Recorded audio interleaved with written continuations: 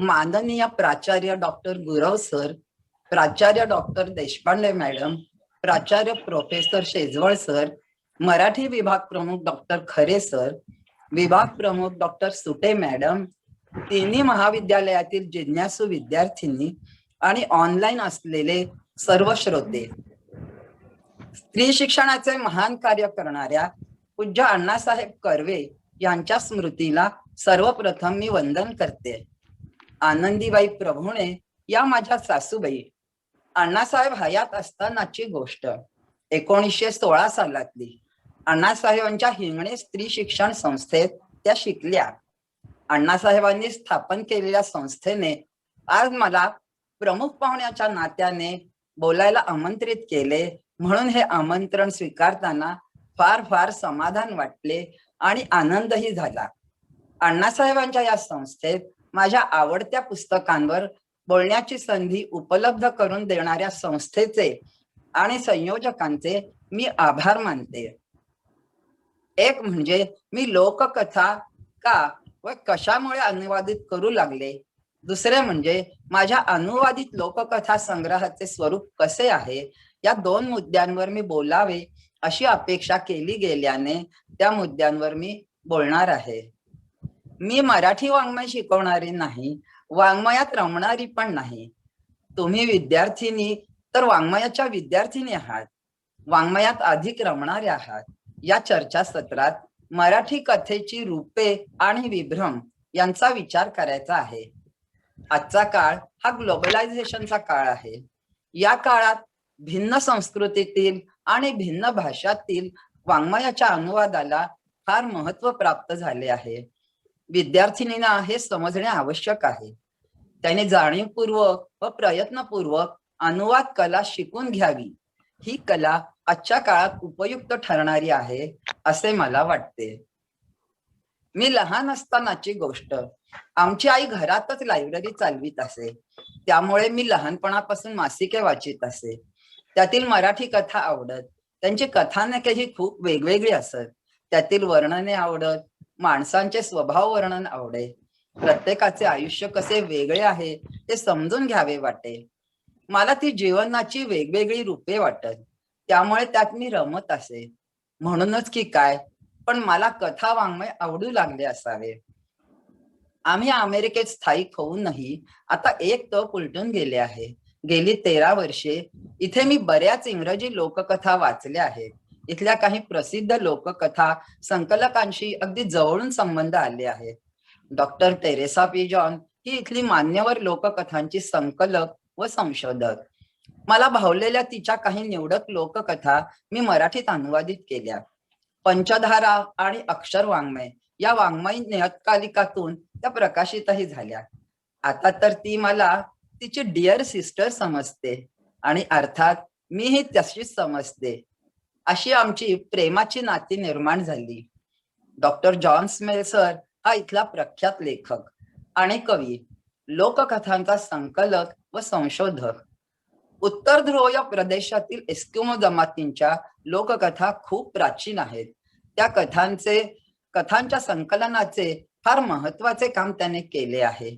The Reverend and the totem हा त्याचा लोककथांचा संग्रह खूप लोकप्रिय आहे. मी तो वाचला, त्यातील लोककथा मला आवडल्या. जगातील अनेक भाषात हा संग्रह अनुवादित झाला आहे. आपणही त्यातील कथा मराठीत अनुवादित कराव्यात असे मला वाटू लागले. मग मी त्यातील कथांचे अनुवाद केले. मला गुरुस्थानी असलेल्या डॉक्टर सुधीर रसाळ सरांना केलेले अनुवाद ईमेलने पाठवले. त्यांना ते आवडले. त्यांनी प्रोत्साहन दिले. त्यातील काही अक्षर वाङ्मय या वाङ्मय नियतकालिकात प्रकाशित झाले. नंतर मग सर्व अनुवादित कथांचे उत्तर ध्रुवाजवळील अलास्कन लोककथा हे पुस्तक प्रकाशित झाले. पुण्याच्या पद्मगंधा प्रकाशनाने 2014 मध्ये ते प्रकाशित केले. डॉक्टर टेरेसा सारखाच डॉक्टर स्मेल सर हा माझा आवडता लेखक. त्याने संकलित केलेल्या प्राचीन लोककथा मला आवडतात. म्हणून आता सध्याही मी त्याच्या अ सायकल ऑफ मिथ्स या संग्रहातील लोककथांचा आनंदाने अनुवाद करते आहे. मुळात मला ललित वाङ्मयाची ललित गद्य लिहिण्यात रमायची आवड. लोकसत्तेच्या चतुरंग पुरवणीत माझ्या ललित गद्य लेखनाला प्रसिद्धी मिळायची. इथे आल्यावर भारावून टाकणारी काही गोरी माणसे, गोरी अमेरिकन जोडपी सहवासात आली. मग मी त्यांच्यावर लिहिले. यातून अमेरिका आणि अमेरिकन्स हे पुस्तक सिद्ध झाले. सध्या इथे मराठी त्याची कॉपी नाही आहे माझ्याकडे. हे इंग्लिश पुस्तक आहे. 2011 मध्ये पद्मगंधा प्रकाशनाने ते प्रसिद्ध केले. या प्रकारे माझ्याकडून ललित वाङ्मयाची निर्मिती होऊ लागली. कथा साहित्य मला लहानपणापासूनच आवडायचे. लोकसाहित्याशी आणि लोककथांशी माझा संबंध येण्याचे खरे म्हणजे काहीही कारणच नव्हते. असे असताना नंतर मात्र लोककथांचा अनुवाद करण्यात मी रमू लागले. कारण असे की अमेरिकेत स्थायिक झाल्यावर मराठी कथा वाचायला मिळेनाशा झाल्या. मग इंग्रजी वाचण्याशिवाय पर्याय राहिला नाही. अर्थात त्यासाठी अमेरिकन इंग्रजी शिकणेही गरजेचे होते. मग त्यासाठी इथल्या एव्हरग्रीन कॉलेजला यांच्याबरोबर मीही प्रवेश घेतला. याचा बराच फायदा झाला. मी BSc असल्याने इंग्रजी वाचायची सवय होती, पण अनेक वर्षात इंग्रजीचा संबंध न आल्याने ती सवय गेली होती. इथल्या कॉलेजला प्रवेश घेतल्याने इंग्रजी वाचायची सवय पुन्हा लागू लागली. इंग्रजी वाचणे सुलभ होऊ लागले. बाहेर पडल्यावर कामापुरते इंग्रजी बोलता येऊ लागले आणि समजूही लागले. माझ्या वाचनात अमेरिकन लोककथाच अधिक येऊ लागल्या. त्याला कारण माझे पती अरुण प्रभुणे. हे इथल्या स्टॅनफोर्ड युनिव्हर्सिटीत काही वर्षे व्हिजिटिंग स्कॉलर म्हणून काम करीत होते. तौलनिक पुराण कथांवर त्यांचा प्रोजेक्ट होता. त्यांच्याकडे अमेरिकेतल्या मूळ रहिवाशांच्या पुराण कथा, लोककथांची अनेक पुस्तके असत. तीही मी वाचे.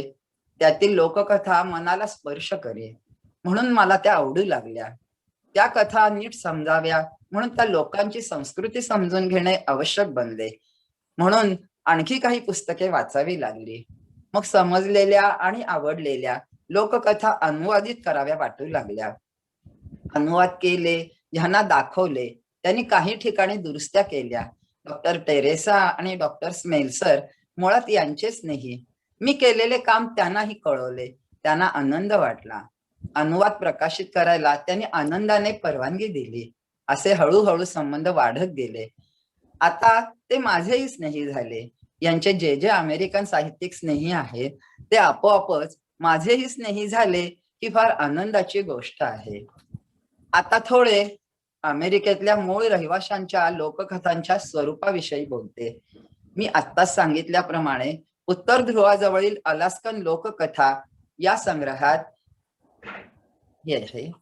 उत्तर ध्रुवाजवळील अलास्कन लोककथा या संग्रहात तिथल्या प्राचीन लोककथा एकत्र वाचायला मिळू शकतात. उत्तर ध्रुवाजवळ अमेरिकेचे अलास्का राज्य आहे. येथील भूमीला हजारो वर्षांचा इतिहास आहे. संस्कृतीचा वारसाही लाभलेला आहे. इथल्या मूळ रहिवाशांच्या अनेक टोळ्या होत्या. त्यांच्या अनेक भाषा होत्या.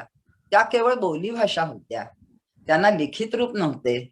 म्हणून त्या सर्व भाषांमधील साहित्य केवळ मौखिक परंपरेने टिकवले गेले होते. एकतर ही भूमी अतिथंड, आकाराने विशाल, लोकसंख्या एकदम मर्यादित. या लोकांचा गोऱ्यांच्या जगाशी संबंध आला तो साधारण 200 वर्षांपूर्वी. त्यामुळे त्यांची संस्कृती, त्यांचे लोकसाहित्य बरेचसे मूळ रूपात टिकून राहू शकले. या भूमीचे हवामान विपरीत. अशा हवामानात जीवन संघर्ष तीव्र होता. निसर्गाची संहारकता ते अनेकदा अनुभवत. म्हणून पंचमहाभूतांविषयीची भीती त्यांच्या कथात दिसून येते. निसर्ग त्यांना गूढ वाटे. मग कथातून ते त्याचे स्पष्टीकरण देत. त्यातून त्यांच्या स्पष्टीकरणात्मक लोककथा जन्मल्या. अलास्कन लोककथा या संग्रहातील एकूण 60 कथांपैकी अशा स्वरूपाच्या कथा तब्बल 20 आहेत. या संग्रहातील बहुतेक कथा चमत्काराने भरलेल्या आहेत. या कथांचा पायाच तसा आहे. असे असले तरी यातील प्राणी आणि व्यक्ती नजरेत भरतात. इथल्या लोकांचे जीवन कायम निसर्गाशी बांधलेले होते. रेव्हनसारखे पक्षी, ध्रुवीय अस्वल, बिव्हर, पांढरा कोल्हा, लांडगा, व्होल्वरीन आदी प्राणी यांचाच त्यांना सततचा सहवास होता. या प्राण्यांची शिकार करून ते जगत होते हे खरेच आहे, पण त्यांच्याशी या लोकांची भावनिक नातीही निर्माण झाली होती. या नात्यांचे अतिशय सुरेख दर्शन घडवणाऱ्या या कथा आहेत. अन्य भाषातील काही लोककथा मी वाचल्या. त्या लोककथात पण प्राण्यांचा वापर नीतीचा उपदेश करण्यासाठी केलेला दिसला. ते प्राणी माणसाच्या विशिष्ट स्वभावाचे प्रतिनिधी होते. फक्त माणसांची नावे येण्याऐवजी प्राण्यांची नावे होती इतकेच. या लोकांच्याही कथा अशाच आहेत, पण अनेक कथा मात्र वेगळ्या आहेत. या कथात पशुपक्ष्यांचे मानव लोकांशी येणारे भावसंबंध मनाला भावणारे आहेत. त्या कथात प्रेम नाती, रक्त नाती त्यांचे उत्कृष्ट चित्र आले आहे. म्हणून अशा लोककथा जरी वरवर अद्भुतरम्य वाटत असल्या तरी त्या मुळात माणसाच्या मनावर प्रकाश टाकणाऱ्या आहेत. असे आहे म्हणूनच तर त्या वाचनीय झाल्या. या कथांच्या प्रेमात मी पडले त्यामुळेच, म्हणूनच तर त्यांचा अनुवाद केला आणि आताही नव्याने करते आहे. आजच्या सामाजिक वास्तवात या कथांचा एक महत्वाचा विशेष सांगण्यासारखा आहे. या कथातील पुरुष क्वचित दुसरे लग्न करतील, पण पत्नीवर जुलूम करणारे नाहीत, मारहाण करणारे आणि जीव घेणारेही नाहीत.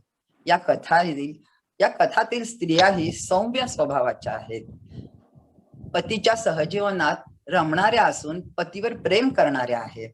प्रेमासाठी सर्वस्व विसरणाऱ्या आहेत. व्यभिचारी नाहीत. अर्थात काही कथातील स्त्रिया उग्र आणि क्रूर स्वभावाच्याही आहेत. व्यभिचारी पतीवर सूड घेणाऱ्या असून त्याचे प्राणहरण करणाऱ्या आहेत. या दोन्ही रूपातील स्त्रिया आपल्या मनावर प्रभाव टाकू शकतील अशा रूपात समोर येतात. या प्रकारे स्त्रियांची रूपे एकाच पद्धतीने समोर येत नाहीत. चांगली आणि वाईट, प्रेमळ आणि उग्र अशा दोन्ही रूपात येतात, म्हणून ती खरी वाटतात. व्याख्यानाच्या शेवटी मला आवडलेल्या सर्वात चांगल्या वाटणाऱ्या एका कथेच्या स्वरूपाविषयी थोडक्यात सांगते. त्यावरून अमेरिकेतल्या मूळ रहिवाशांच्या लोकप्रतिभेची झेप कशी आहे ते कळू शकेल. या कथा माणसांच्या स्वभावावर कशा आधारलेल्या आहेत ते कळेल. या कथा नीतीचा उपदेश करण्यावर कशा जोर देत नाही, स्त्री पुरुषावरील प्रेम जपणे आवश्यक आहे हे कशा सुचवतात हे समजू शकेल. प्लिंगिट जमातीच्या एका कथेबद्दल मी आता बोलणार आहे. उत्तर अमेरिकेच्या पश्चिम किनाऱ्यावर अलास्काचे आखात आहे. त्या आखातातील अनेक छोट्या छोट्या बेटांवर प्लिंगिट इंडियन्सची वस्ती आहे.